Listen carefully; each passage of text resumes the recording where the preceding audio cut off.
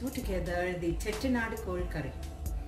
If you are a spice lover, then go for this Chettinad chicken curry. It goes very well with our steamed rice, any kind of parathas, chapatis, any Indian bread it goes very well, or even with ghee rice.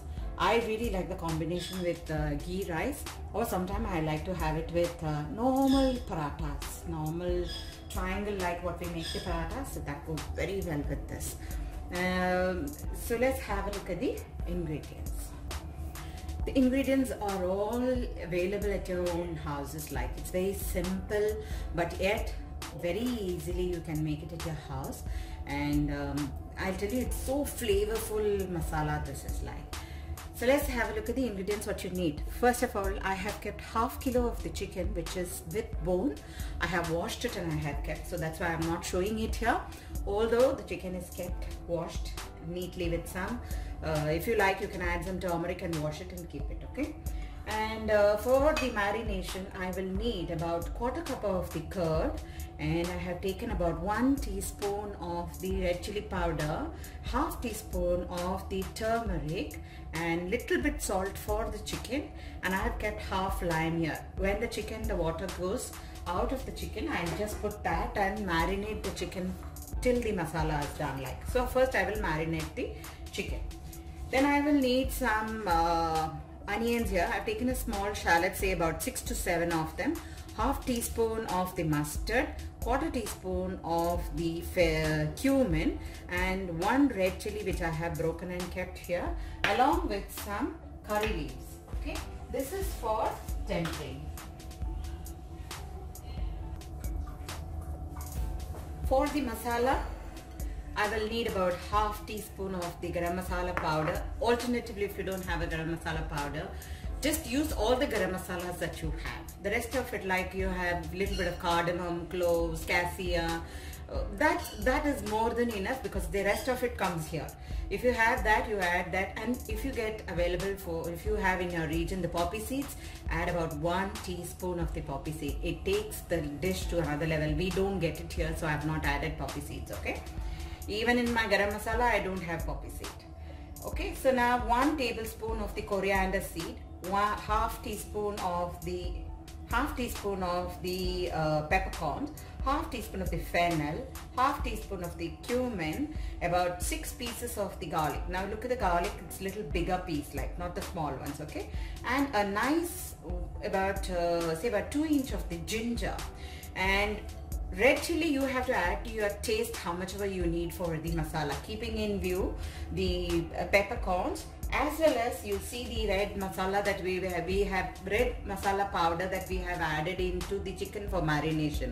So be careful adjusting to that, you add your red chili. Moreover, this time what I have got, the red chili, this one is like very, very spicy. So for me, can you imagine, I'm just controlling this with 2, so that means it's quite spicy.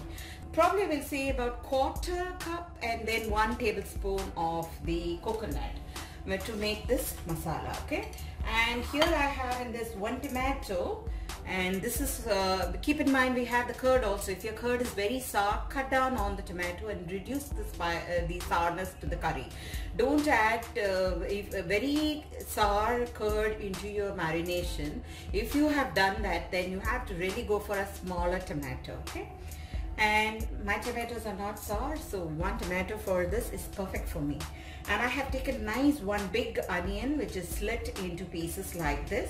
Along with that, I have 2 green chilies also slit into pieces. See here, 2 green chilies and some curry leaves here as well. I've kept my kadai here and I've added 1 teaspoon of the oil. Dunk in all the ingredients that we have here for frying. Chettinad masalas are always very spicy and very flavorful. They are from the fennel and the cumin. They stand front in this masala than the coriander seeds. The masala of the fennel and the cumin is more dominant in this.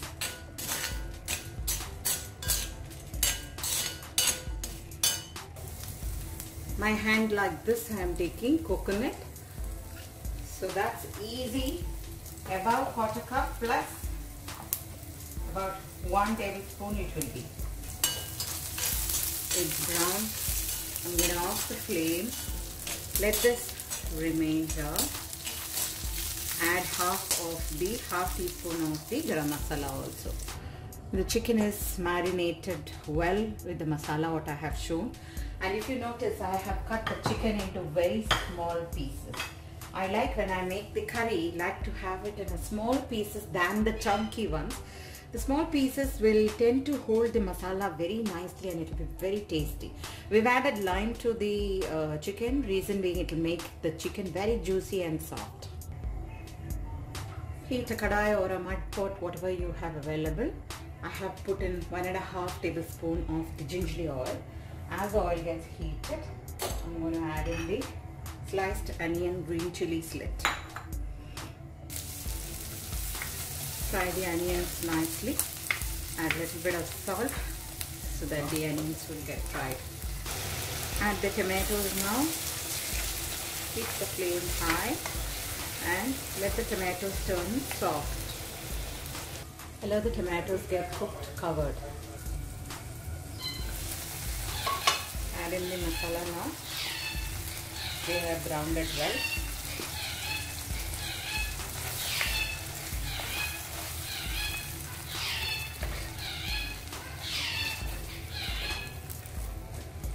Now after adding the chicken, we will see the masala salt, and then if needed we will add more salt.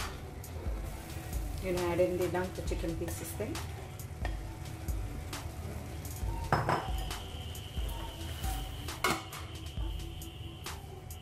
I've added little bit of water for the gravy. Now I'll be adding little bit salt as well. There's no salt. And I'm gonna cover this up and cook well till the chicken is done. Let it boil well and chicken get cooked in this masala.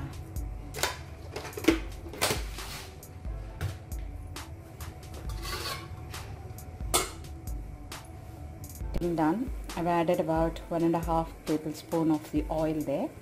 To it I will add the mustard and the onions and fry it out nicely and take it out. Onion is fried well. Going to add it on top of the curry.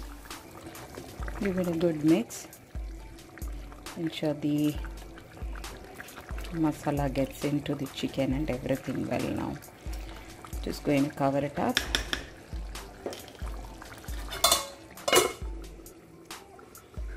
Off the flame once the chicken is done.